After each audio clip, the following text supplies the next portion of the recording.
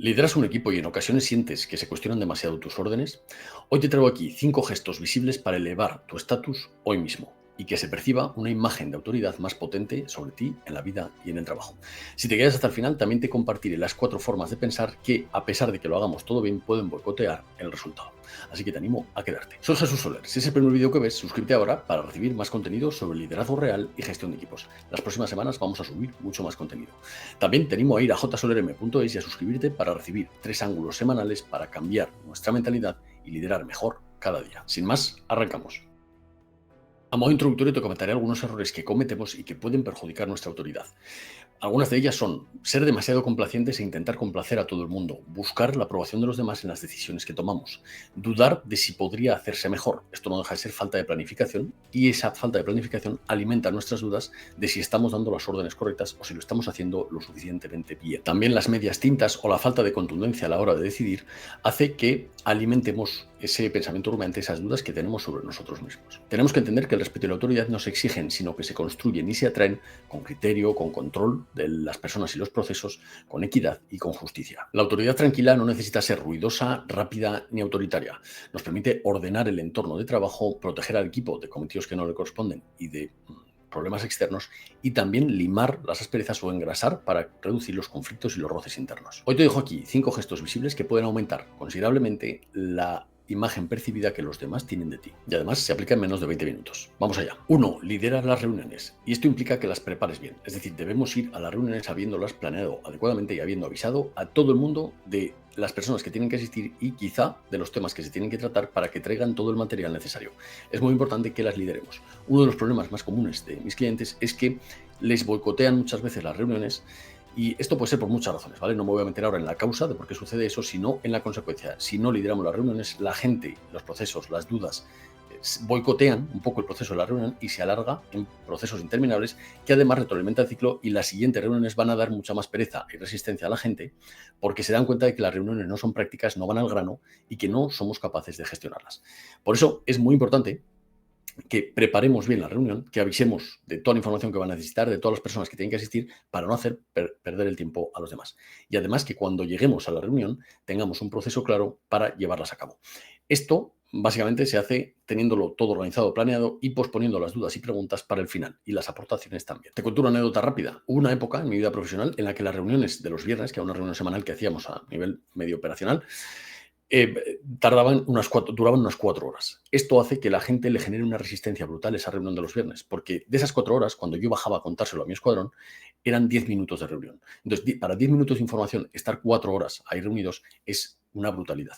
Así que, para no generar resistencia a la gente y que la gente quiera reunirse con nosotros, y además que sean reuniones eficaces que no resten tiempo de los cometidos verdaderamente importantes, es totalmente necesario prepararlas y liderarlas. Un estudio de Fraser del 2017 demuestra que las normas claras, y ya no solo hablo de las reuniones, sino del contexto de trabajo en general, las normas claras y justas aumentan la seguridad psicológica, ese concepto del que ya hemos hablado en los últimos vídeos, y también el rendimiento de los equipos. Entonces, 3 tips muy rápidos para que puedas aplicar hoy mismo. Primero, planea las reuniones y lidéralas. Te dejo aquí una estructura muy práctica que puedes utilizar, y es, al comenzar la reunión, en el primer minuto, explícales lo siguiente: el objetivo de la reunión, el tiempo que nos va a llevar, los criterios que vamos a aplicar, tanto de intervención como de desarrollo de la reunión, y las reglas que vamos a utilizar durante la misma.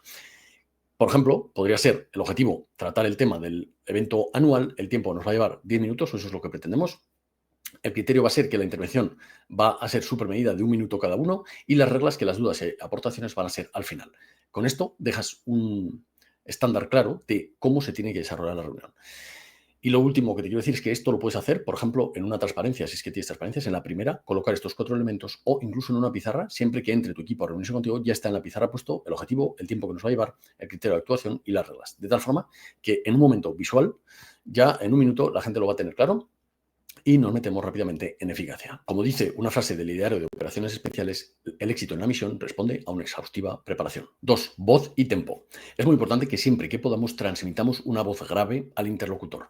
Esto, sea dirigiéndonos a un equipo, a una audiencia o moviéndonos en el entorno profesional, siempre tenemos que intentar que la voz salga del pecho y no de la garganta, y que esa voz sea lo más grave que podamos. Veremos que la voz aguda no tiene un problema, ¿vale? Hay mucha gente que tiene dudas de que, o dice que tiene falta de autoridad porque su voz es muy aguda y no le respetan, ¿vale? No tiene que ver, lo veremos, tiene respaldo científico y te explicaré por qué. Pero tenemos que intentar que esa voz salga del estómago, del pecho y no de la garganta para que suene más grave y con más peso. Eso es por un lado. Y por otro lado, el tempo de la respuesta. Es decir, no temas al silencio posterior a una pregunta o una intervención del contrario. Vamos a dar tiempo porque el silencio es una de las herramientas más potentes que tenemos para transmitir control y templanza. El silencio estratégico, como lo llamo yo, es utilizar el silencio para dar una respuesta adecuada y no una reacción. Es decir, muchas veces cuando tenemos cierta tensión, tendemos a llenar los silencios y los espacios con palabras innecesarias y además esto hace que respondamos de forma instintiva y no racional.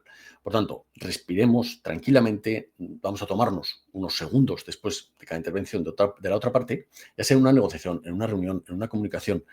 El silencio crea expectativa y transmite control. Así que vamos a dar unos segundos para respirar tranquilamente, calmar esa respuesta instintiva, esa tensión y además dar la mejor respuesta racional.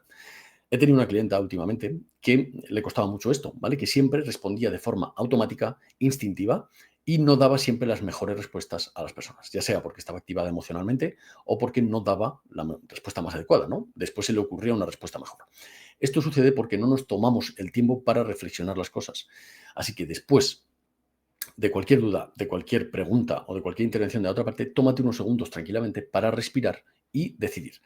Te dejo aquí una frase que te puede servir, que es pausa más respiración y además pensando, voy a resumir y a decidir antes de hablar. Esta simple estrategia nos puede cambiar mucho nuestros resultados y la percepción que los demás tienen de nosotros. Como te decía, esto tiene respaldo científico, pero te lo contaré mejor en los errores y como veremos es contextual. Es decir, depende mucho más del contexto en el que estemos y de otras muchas cosas que del tono de la voz o de la rapidez de respuesta. Cuando alguien te lance una objeción o una pregunta, respira tranquilamente, calma tu reacción emocional, piensa y responde. Quizá te sirva el siguiente resumen. Pausa, respira, piensa, expresa. 3. Mirada y manos. Vamos a demostrar presencia sin agresividad. Es muy importante cómo manejamos nuestras manos y nuestra mirada.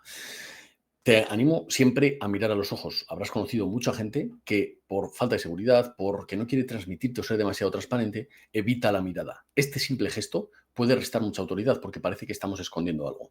También el hecho de esconder las palmas de las manos. Si enseñamos las palmas de las manos también, instintivamente, a la otra persona le estamos transmitiendo que no tenemos nada que esconder. Esto es un comportamiento instintivo que por supervivencia los humanos tendemos a esconder las palmas de las manos, a meter las manos en los bolsillos, a cruzarnos de brazos, cuando estamos tensos o cuando tenemos algo que esconder. Lo mismo que, que al evitar la mirada, ¿no? Entonces, si miramos a los ojos con templanza, con tranquilidad, sin agresividad, abrimos nuestra postura, que muchas veces tendemos a encoger los hombros. Ahora te contaré una anécdota personal. Y además, los gestos de las manos acompañan nuestra templanza y enseñamos las palmas de las manos. Estos simples gestos van a hacer que también transmitamos mucha más seguridad, templanza y autoridad. Así que vamos a intentar aprovecharlo. También recuerda no mover las manos con nerviosismo o encoger los hombros o tenerlos contraídos. El tener los hombros relajados y abiertos también y echados para atrás también da esa imagen potente de autoridad y de presencia. Como ejemplo puedes ver cualquier charlatez, cómo echan los hombros para atrás, cómo mueven las manos y cómo suelen enseñar la palma y mirar a la audiencia mientras están hablando, cambiando un poquito el ángulo de a quién se dirigen para que todo el mundo se sienta atendido, digamos, ¿no? Toda la parte del público. Entonces, esto es un ejemplo, ¿no? Te cuento una anécdota personal también. Yo, por 2 motivos o 3 que ahora te cuento, tiendo a encoger los hombros muchas veces, ¿vale? Yo mido 1,90 y muchas veces me he dado cuenta que por tensión del momento o por ponerme a la misma altura de la persona con la que estoy interlocutando, si es que existe esta palabra, tiendo a encogerme sobre mí mismo, ¿vale? Y intento como ponerme a la altura de la otra persona. Y esto hace que me encoja, ¿vale? Yo mismo estoy entrenándome en abrir los hombros, en echarlos para atrás y en mantener esa posición a pesar de la tensión o a pesar de la persona con la que estás tratando. Entonces no deja de ser un entrenamiento. Vamos a hacerlo consciente al principio para poder hacerlo automático en el futuro. Hay un estudio de Hall del 2005, que te lo dejaré por aquí en las notas del programa, que básicamente su conclusión es que las conductas no verbales, sobre todo gestos y mirada, afectan mucho al estatus. 4. Cambiemos órdenes complacientes por órdenes operativas.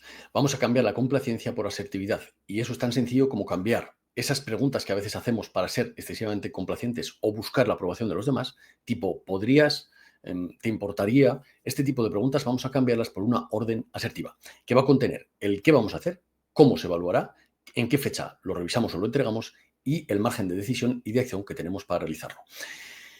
Esto también es importante que entendamos que tiene que ser útil, y ahora te cuento la fórmula de la repaso, pero tiene que ser útil para la persona. Hay muchos jefes que hacen sobretrabajar a la gente y ya sea porque no llevan la orden bien preparada o el cometido bien planeado para delegarlo, o bien porque se centran en cosas que no son lo importante, hacen que la gente les genere mucha resistencia a nuestras órdenes, ¿vale? Entonces tenemos que ser conscientes de que tenemos que ser prácticos e ir a lo que de verdad es importante para el equipo y para la persona, de tal forma que no generemos resistencia al dar órdenes.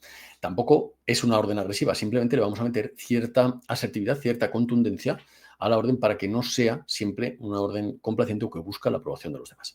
Esto tiene mucho respaldo científico, sobre todo dos estudios que te dejaré aquí también, que son el de Locke y Latham sobre la motivación y los cometidos específicos, es decir, cuanto más específica, medible sea una meta y más desafiante, más despierta la motivación en las personas, y además también que la asertividad es entrenable y reduce la ansiedad a nivel pues interpersonal, ¿no? Y también mejora las habilidades sociales y la percepción que los demás tienen de nosotros. Te dejaré los dos estudios aquí abajo.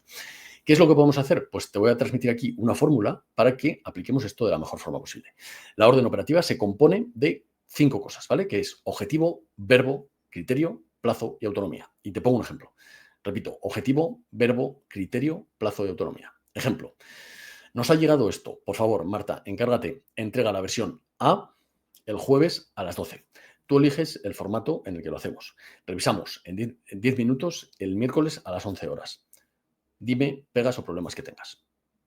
¿Vale? Estamos cambiando la forma de pedir las cosas a una forma más operativa, más asertiva y no tan complaciente o buscando esa aprobación. No cometamos un error que se comete mucho a nivel social y es confundir seguridad personal o firmeza con agresividad. Quinta clave, asegúrate de que cada pelota tiene una cesta. Es decir, que nos aseguremos de que cada cometido que hemos lanzado al aire tiene un responsable que se va a hacer cargo de ejecutarlo y de rendir cuentas. Sucede mucho en el entorno profesional que se lanzan cometidos al aire, los jefes lanzan cometidos y luego se quedan cosas sin hacer porque no han nombrado responsables adecuadamente.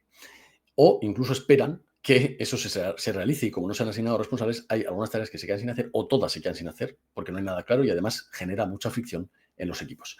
Esto se soluciona planeando, como hemos hablado, planificando bien cada cometido, quién lo va a hacer y cómo. Y también te dejo aquí una fórmula muy sencilla para lanzar estos cometidos, pero que también debemos asegurarnos de que la persona lo ha recibido bien, en tiempo y forma, que tiene tiempo suficiente para hacerlo y medios también suficientes, y además que le resolvemos el principal obstáculo que se le puede presentar. Esto se realiza, o una forma muy rápida de hacerlo, es utilizar la fórmula famosa esta del si pasa esto, entonces hacemos esto. Es decir, crear un plan de contingencia para el obstáculo más probable que se va a presentar. Esto al principio yo te diría que se lo demos nosotros hecho y que con el tiempo les hagamos realizarlo a ellos para que desarrollen capacidad de resolución. Por ejemplo, te pongo aquí un cometido. ¿Qué es lo que vamos a hacer? Vamos a utilizar la siguiente fórmula, ¿vale? ¿Quién, qué, cuándo y qué? Y además vamos a añadir el sí entonces con el obstáculo típico que es muy probable que se le presente. Te pongo un ejemplo muy rápido, que haría así. Luis prepara el borrador V1 con A, B y C para el lunes a las 10 con todos los datos. Si falta X dato, envíame un WhatsApp o avísame por WhatsApp antes de que sea demasiado tarde. ¿Vale? Un obstáculo puede ser pues, que falte un dato, ¿no? Por ejemplo. Está súper respaldado también científicamente que las intenciones de implementación hacen que consigamos muchos más resultados. Y cierro este punto con la siguiente frase. Si la comunicación fluye y es buena, la calidad sube y el esfuerzo baja. Y antes de meterme con las 4 objeciones finales, quiero compartirte un bonus que lo he pasado por encima, pero es importante. Cuanto más visual hagamos esto, más resultado vamos a tener, más le vamos a recordar a la gente y va a tener presente la idea de que tiene que terminar ese cometido y que es responsable. Esto lo podemos hacer muy sencillo. En una pizarra, como hemos dicho, poner los tiempos en los que tenemos que hacerlo, quién lo hace, quién se hace responsable, cómo lo tiene que hacer y el objetivo final con los indicadores que nos permiten evaluar si vamos en la dirección correcta. Esto lo podemos poner, por ejemplo, en una aplicación de internet, lo podemos poner en una pizarra, en un tablón, donde sea, pero dibujarlo, por ejemplo, los lunes, como hablábamos en el vídeo anterior, que te lo dejaré por aquí porque hablábamos de esto. Y si lo hacemos visual, la gente le va a recordar mucho más esto. También le podemos echar una foto y subirlo al grupo de WhatsApp de tal forma que la gente va viendo las actualizaciones en tiempo real y les entra el input de que tienen que hacerlo. Si usas medios digitales o es un equipo remoto, también lo podemos hacer con Google poniendo recordatorios, con Google Calendar, por ejemplo, o en aplicaciones como Trello o Asana, seguro que hay formas de poner ciertas notificaciones o evaluar el progreso que estamos avanzando y se va a ver mucho más visual porque tenemos el tablero, el dashboard de trabajo, ¿no? Entonces, esto es lo que te recomiendo, que como victoria rápida les hagas esto visual y cuanto más claro le queda a cada uno lo que tiene que hacer y cómo va avanzando, mucho mejor. Y apunta a esto, lo que no se recuerda y no se mide ni se ejecuta, ni se mejora. Y me meto ya con las 4 objeciones principales que impiden que, aunque hagamos todo esto bien, se consiga el resultado o que no las hagamos por miedo a estas 4 aspectos, ¿vale? Que te voy a compartir aquí. El primero es poner orden y reglas resta autonomía y espontaneidad. Es decir, que el hecho de ser muy estructurados, muy ordenados, muy lógicos, puede dar la impresión de que es autoritario o que resta autonomía a las personas. Esto no es cierto, ¿vale? Esto no es cierto, es una falacia y de hecho está muy demostrado que la estructura y las metas claras y el orden en el trabajo, aparte de que cohesiona al equipo y la gente se siente mucho más segura, aumenta la sesión de el concepto este de seguridad psicológica que hablábamos y también la seguridad interrelacional, ¿vale? Y también la participación útil de las personas en el trabajo. Otro error muy común y que podemos pensar es, como mi voz es aguda, yo no transmito esa autoridad por culpa de esa voz. No pasa nada. Está muy demostrado que el efecto de la voz o del tono de la voz, incluso del ritmo de la voz, es contextual. Es decir, depende más del contexto que del hecho concreto de que tengamos una voz grave. Entonces vamos a priorizar, si nos sucede eso, vamos a priorizar lo siguiente. Vamos a priorizar las pausas de las que hemos hablado, los silencios, la claridad a la hora de comunicar y la estructura. Es decir, vamos a pensar bien cómo vamos a estructurar el mensaje antes de soltarlo. Si hacemos esto, también vamos a dar esa imagen de autoridad. Otro aspecto que suele cuestionarse la gente es o pensar o esas creencias, ¿no? Al final no dejan de ser creencias y objeciones que tiene la persona para llevar a cabo estas acciones. Dar órdenes me hace autoritario. El parecer autoritario no depende de la orden en sí, de la acción en sí, sino del ego que tengamos al darla y de la intención que haya detrás de la orden. La intención de detrás y el ego a la hora de dar la orden, eso es lo que hace que parezcamos autoritarios o clasistas, no la orden o la acción en sí. Y por último, ya lo intenté y no me funcionó, ¿vale? Esto es una cosa muy común que me dicen mucho en muchas ocasiones muchas personas. Y tengo que decirte que no te ancles con errores del pasado y que abras tu mente y pienses en cómo puedes aplicar estos conceptos a tu caso concreto. Esto es lo que te abre la mente para tomar nuevas acciones y llegar a nuevos resultados. Y si no, buscas ayuda para que alguien te ayude a implementarlo. Pero el pensar que esto no aplica para tu caso o que ya lo has intentado en el pasado y dejarte llevar por esas creencias de malos resultados en el pasado, pensar que no lo vas a poder conseguir en el futuro es una falacia y si quieres seguir convenciéndote con eso, pues bueno, te recomendaría que busques ayuda para que te saquen de esas creencias limitantes que tenemos, ¿vale?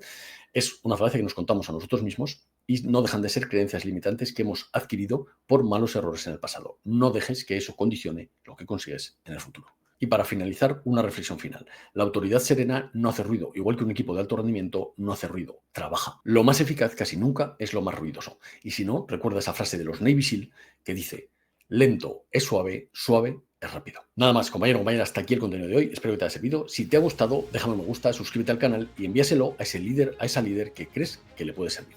Te animo a ir a jsolerm.es y a suscribirte para recibir 3 ángulos semanales sobre mentalidad para liderar mejor cada día. Nos vemos en el siguiente y espero que te sirva. Un abrazo y hasta pronto. Hasta luego.